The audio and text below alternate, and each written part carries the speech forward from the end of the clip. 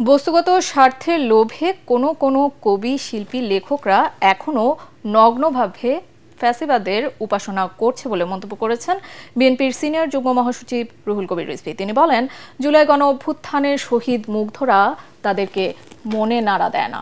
রাজধানীর তেজগাঁওয়ে বেঙ্গল মাল্টিমিডিয়া স্টুডিওতে জুলাই গণ অভ্যুত্থান ও গত 15.5 বছরের স্বৈর শাসনের প্রেক্ষাপটে আরটিভির করা ডকিউ ফিল্মের প্রদর্শনীতে একথা বলেন তিনি। এ সময় বিএনপির সরকার গঠনের সম্ভাবনা আছে জানিয়ে গণ অধিকার পরিষদের সভাপতি নুরুল হক নূর বলেন, রাষ্ট্র এবং আইন শৃঙ্খলা বাহিনী যাতে আর কখনো জনগণের বিরুদ্ধে না দাঁড়ায় তা নিশ্চিত করতে হবে। পানি লাগবে পানি বলে যে মুগ্ধ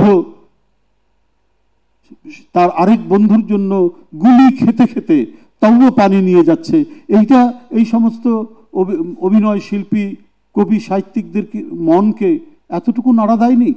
এরা বোধহয় তাদের ওই অনুভূতির জায়গাটা বিসর্জন দিয়েছে। এদের অনেককেই রানওয়ের পাশে, যেটা একেবারেই বেআইনি, সেখানে তাদেরকে প্লট দেওয়া হয়েছে। অর্থাৎ বস্তুগত স্বার্থের লোভে এরা নগ্নভাবে ফ্যাসিবাদের উপাসনা করেছে।